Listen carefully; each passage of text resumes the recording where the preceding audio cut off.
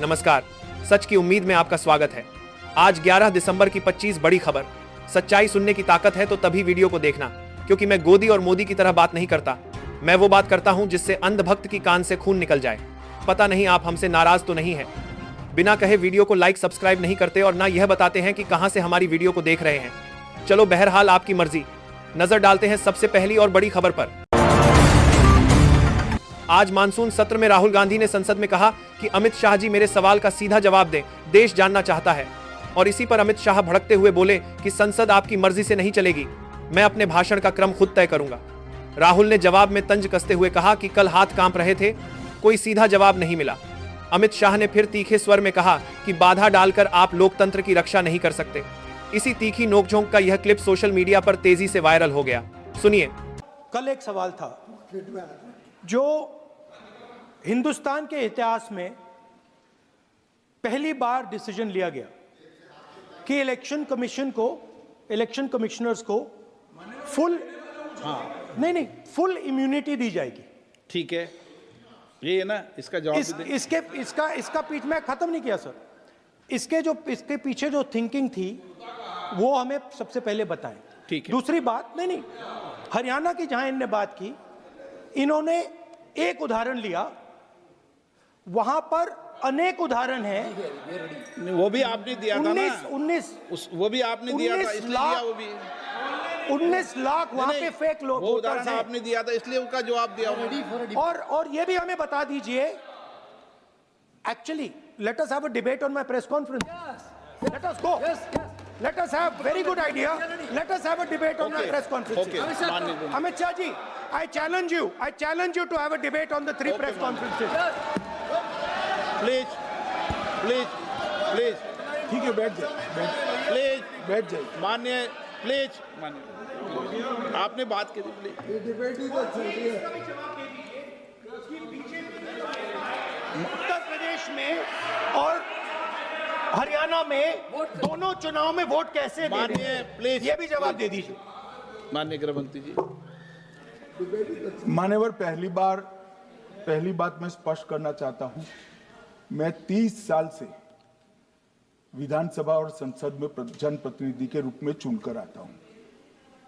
मुझे लंबा अनुभव है संसदीय प्रणाली का। विपक्ष के नेता महोदय कहते हैं कि पहले मेरी बात का आप जवाब दीजिए, मैं सुनना चाहता हूं। आपकी मुनसफी से संसद नहीं चलेगी, मेरे आप बोलने का क्रम मैं तय करूंगा, इस तरह से नहीं चलेगी संसद। मान्यवर, उनको धैर्य रखना चाहिए, मेरा जवाब सुनने का।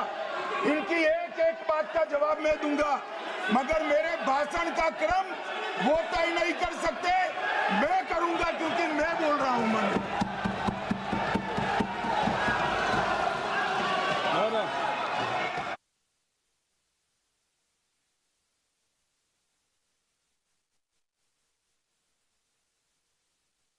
एक मिनट गृह मंत्री जी, एक मिनट गृह मंत्री, क्या गलत बोला उन्होंने यही बोला, आपने जो बात उठाई है मुझे कब बोलना है मैं तय करूंगा, यही बोला ना, उसमें क्यों उत्तेजित हो रहे हो आप? हाँ, आपके 2-2 मिनट में खड़े होने से थोड़ी जवाब देते रहेंगे। नो, माननीय गृह मंत्री, नहीं हो सकता। मैं आपको फिर मौका दूंगा, आपको।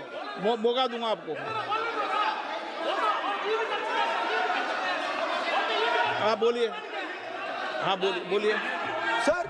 ये बोलिए। आपने अगर अमित शाह जी का रिस्पांस देखा तो ये कंप्लीटली डिफेंसिव रिस्पांस है, ये घबराया हुआ रिस्पांस है, ये डरा हुआ रिस्पांस है। अब सुनिए पूरी बात, प्लीज मानिए। नो, सच्चा रिस्पांस नहीं है। माननीय गृह मंत्री जी, मान्यवर, आपके चेहरे पर बैठो। मान्यवर, आपके चेहरे पर चिंता की लकीरें मैं देख रहा हूं कि मैं क्या बोलूंगा। मैं उनके उकसावे में नहीं आऊंगा, मैं मेरे विषय पर बोलूंगा। मान्यवर, मैंने इतना ही कहा कि मैं मेरे भाषण का क्रम मैं तय करूंगा। मेरे भाषण का पहले क्या बोलना, बाद में क्या बोलना, मैं तय करूंगा। और मैं मानता हूं कि हर एक वक्ता का ये अधिकार है उनका भी है, मेरा भी है। कल वो बोल रहे तो हम ऐसा थोड़ी ना बोले आप झूठ क्यों बोल रहे हो, हम नहीं बोले, नहीं बोल सकते साहब। वो माननीय विपक्ष के नेता है, वो बोल सकते अपना भाषण मान्यवर। और मैंने तो ये भी कहा, मेरा पूरा भाषण छूट कर कुछ बच जाता है तो आप पूछिएगा, मैं जवाब दूंगा। मगर अब धैर्य भी चाहिए और सुनना भी चाहिए, दोनों चीजें करनी पड़ती है। मान्यवर, वोट चोरी का कोहराम बचा। मैं वोट चोरी किसको कहते हैं वो बताना चाहता हूं। वोट चोरी के 3 आयाम हैं। एक तो मतदाता नहीं है, मतलब योग्यता नहीं है, और आप वोटर बन जाते हो तो वोट चोरी माना जाएगा। दूसरा, आप गलत प्रकार से चुनाव जीतते हो तो वोट चोरी माना जाएगा। और तीसरा, जनादेश को डिफाई करते हो, मतलब वोट के विपरीत आप कोई पद प्राप्त कर लेते हो तो भी एक प्रकार से वोट चोरी होता है। अरे सुनो ना, क्यों जल्दबाजी करते हो मानिकम, क्यों? अब मैं 3 वोट चोरी की घटनाएं बताना चाहता हूं। सबसे पहली घटना हुई, आजादी के बाद देश का प्रधानमंत्री तय करना था। तय कौन करना था? तो उस वक्त के जितने प्रांत थे, इसके कांग्रेस के अध्यक्षों ने, उनके एक एक वोट से तय होना था। अब 28 वोट श्री सरदार पटेल को मिले और 2 वोट जवाहरलाल नेहरू जी को मिले।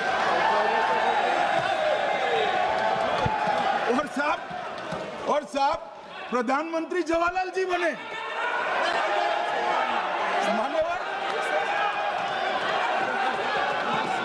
मान्यवर,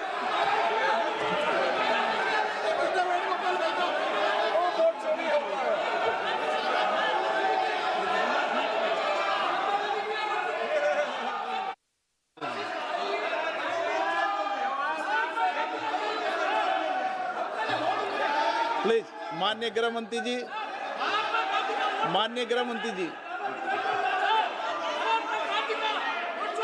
प्लीज।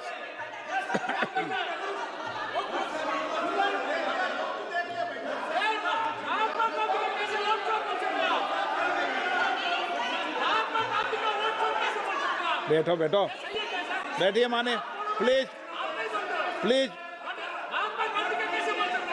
प्लीज।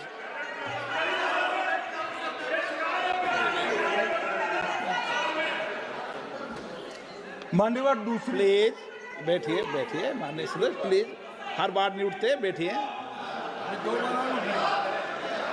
मान्यवर, दूसरे प्रकार की वोट चोरी और नैतिक तरीके से चुनाव जीतना, ऐसी वोट चोरी भी भूतकाल में एक बार हुई थी। श्रीमती इंदिरा गांधी रायबरेली से चुनी गई। इलाहाबाद हाईकोर्ट में श्री राजनारायण पहुंचे कि चुनाव नियमों के अनुसार नहीं हुआ।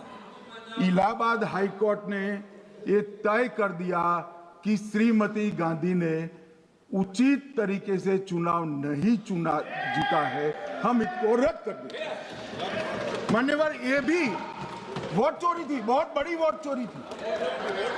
और उसके बाद में क्या हुआ? उसके बाद में वो वोट चोरी को ढकने के लिए संसद में कानून लाए कि प्रधानमंत्री के खिलाफ कोई केस ही नहीं हो सकता। मैं विपक्ष के नेता को कहना चाहता हूं, इम्यूनिटी की बात आप चुनाव आयोग की पूछ रहे हैं, इसका तो मैं जवाब दूंगा, इम्यूनिटी का। मगर ये इम्यूनिटी जो श्रीमती गांधी ने दी थी, इसके लिए आपका क्या कहना है? और उन्होंने तो स्वयं के लिए ले ली। उनका आरोप है। प्लीज, ऐसे नहीं चलता मान्यवर, आप जब बोले, जब 5-5 मिनट में उठेंगे क्या? ये मान्यवर, उनका आरोप है। आप भी बोले नौ गलत, 1-1 मिनट में सदस्य नहीं उठेगा ना। मान्यवर, उनका आरोप है कि सरकार ने बनाया तो लोकतंत्र ने बनाया, तो जो समय का केस था वो बताया है, आगे का तो मोदी जी को भी सब लोगों ने प्रधानमंत्री बनाया है भाई, आपकी कृपा से नहीं बने हैं।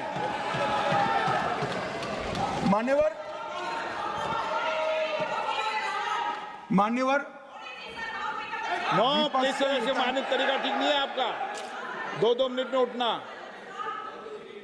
मान्यवर विपक्ष के नेता ने कहा कि आपने चुनाव आयुक्तों को इम्यूनिटी दी।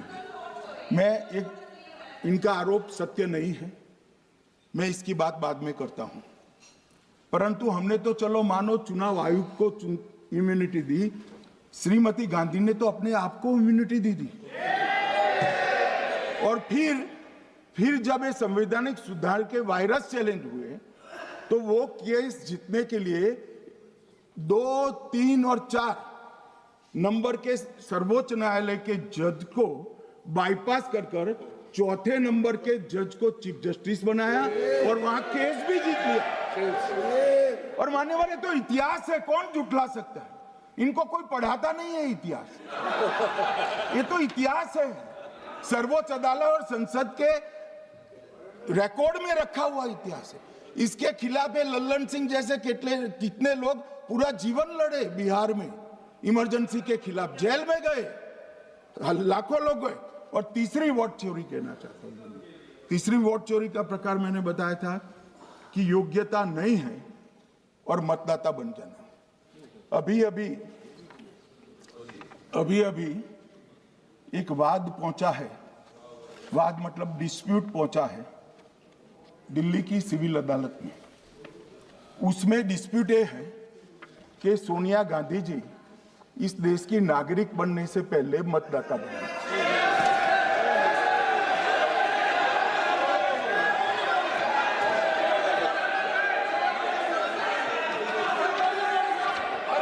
आगे सुनो, बोल क्या रहे, पूरी बात तो सुनो।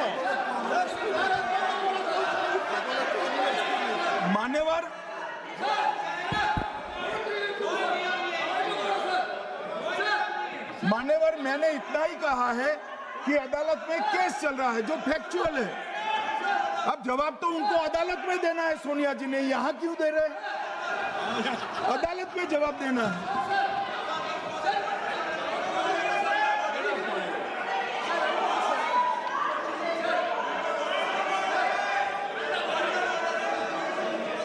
बीच के भाषण में पॉइंट ऑफ ऑर्डर नहीं होता।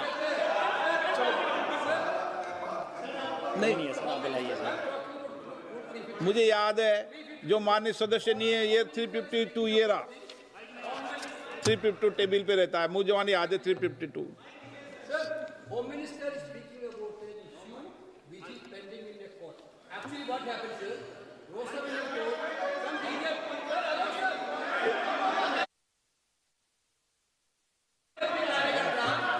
filed a case on Madam Sonia Gandhi's voting on that 80. Sir, that Ross Avenue court dismissed that case without, there is no substance in that case. After that, the same person given an appeal. Gandhi not even voted in that election. I am challenging Home Minister. Okay. Sonia Gandhi not even voted that election. Can you prove it? Can you prove it? Sir, misleading statement a Home Minister doing. Sir, you are. What is this, sir?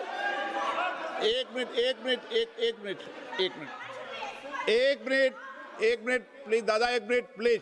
No, बैठिए।